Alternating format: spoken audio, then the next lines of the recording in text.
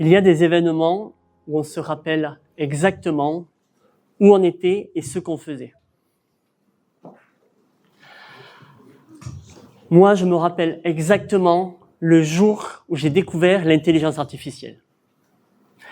Ce jour-là, j'étais assis dans mon bureau à Kampala et je vois passer sur les réseaux sociaux un post où une personne explique comment, en une ligne de commande, elle arrive à générer tout un profil de poste. Ça me paraît impossible, alors comme j'ai toujours été curieux dans la technologie, j'ai essayé.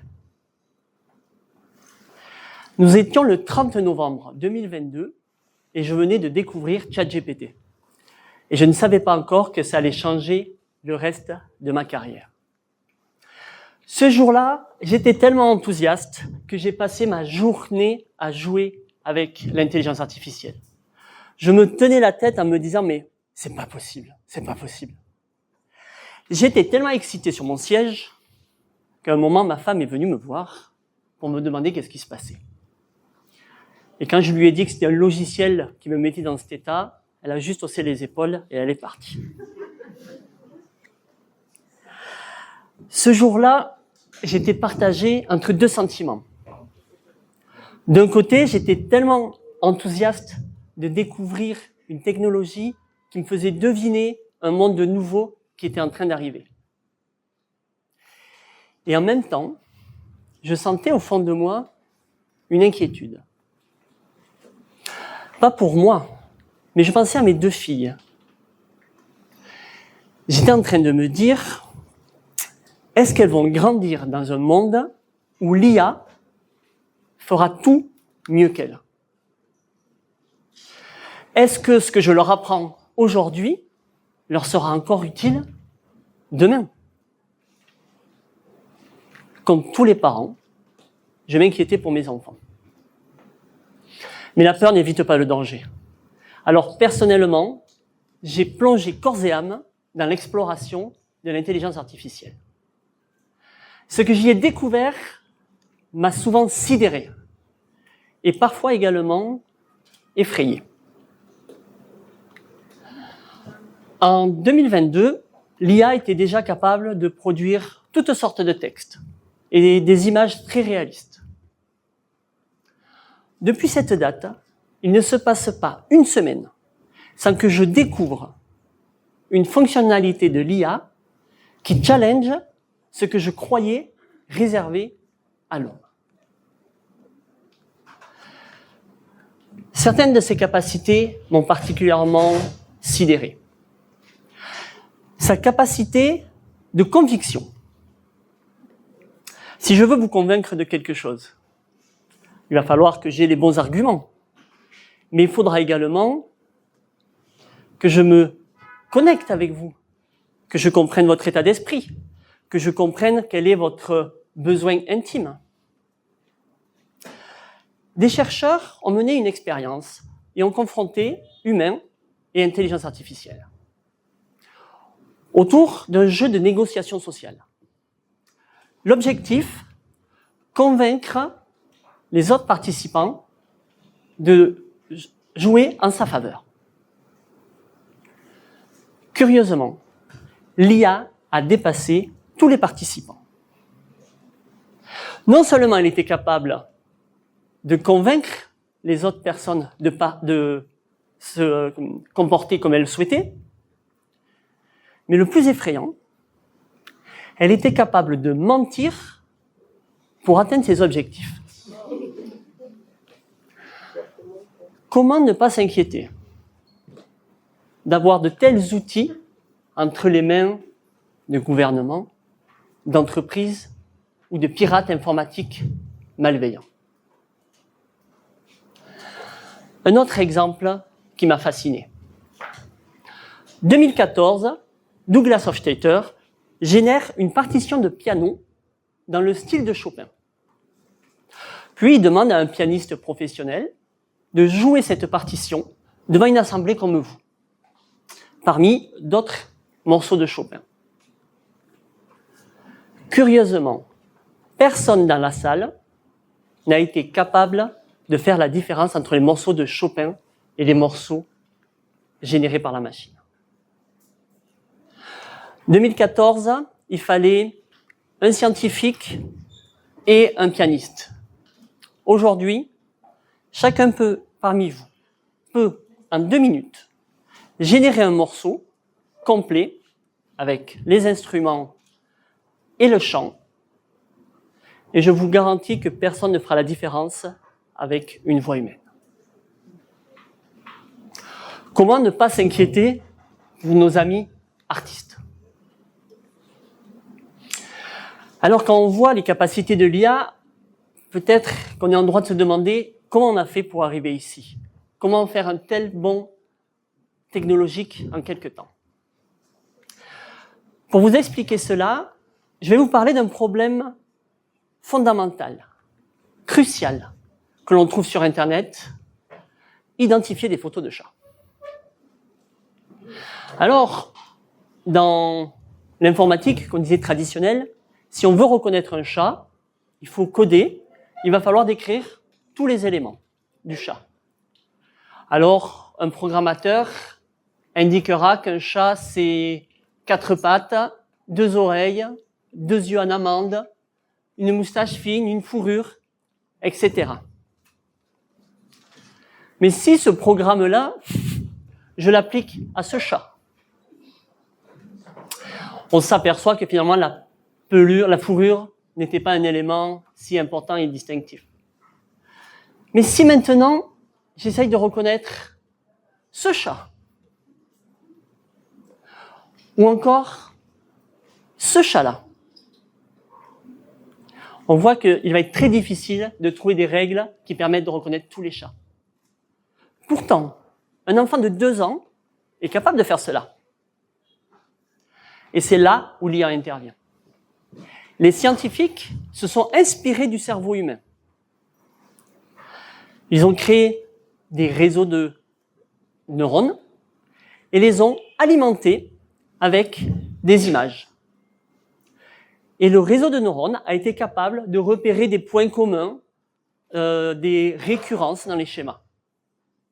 Et au bout de plusieurs millions de photos, l'IA est capable de reconnaître un chat sur une photo. Ou plutôt, elle est capable de vous donner une statistique. Si vous montrez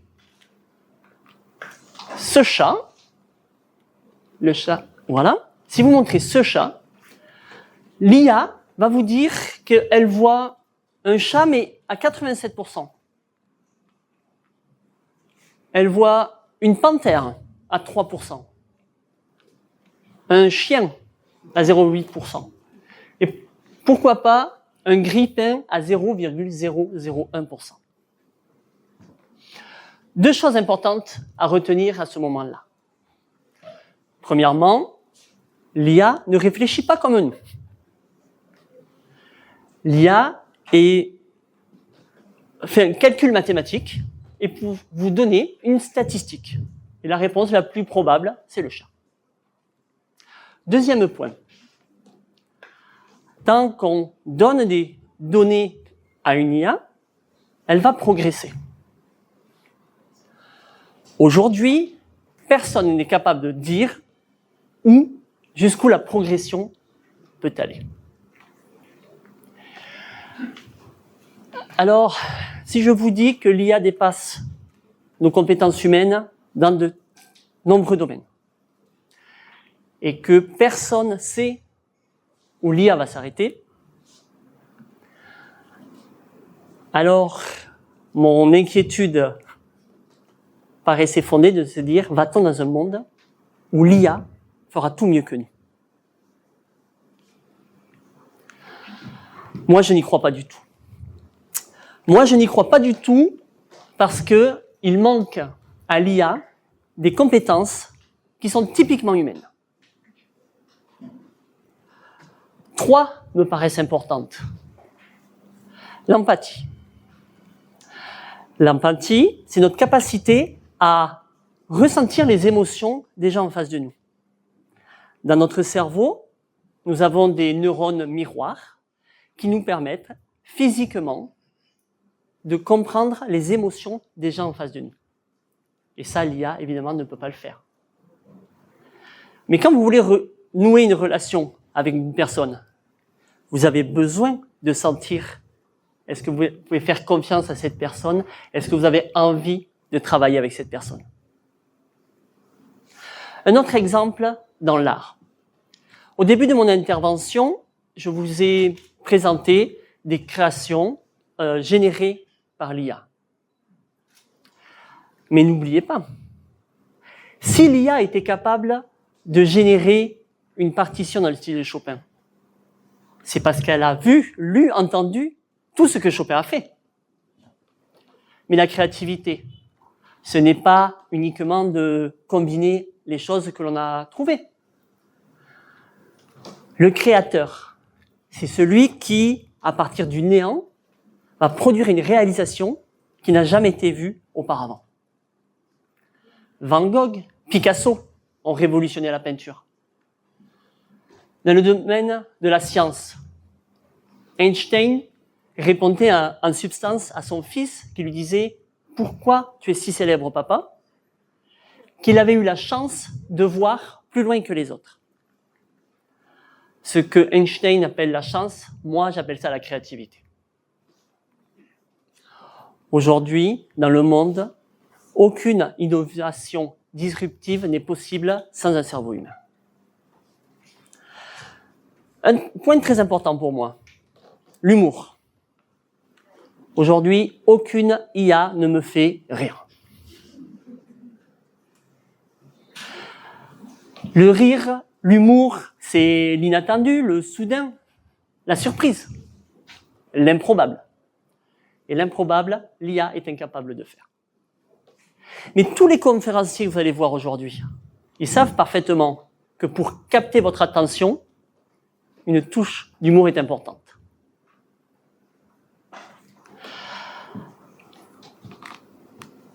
L'avenir est inconnu. Personne n'avait vu venir cette vague IA. Personne ne sait jusqu'où elle va aller. Mais moi, aujourd'hui, je voudrais vous partager ma vision, celle que j'appelle de mes souhaits. Dans ma vision, l'IA ne nous remplace pas. L'IA nous augmente. Elle nous permet de nous aider dans les tâches répétitives, réparbatives, pour nous libérer, pour faire ce que nous faisons de mieux, être profondément humain.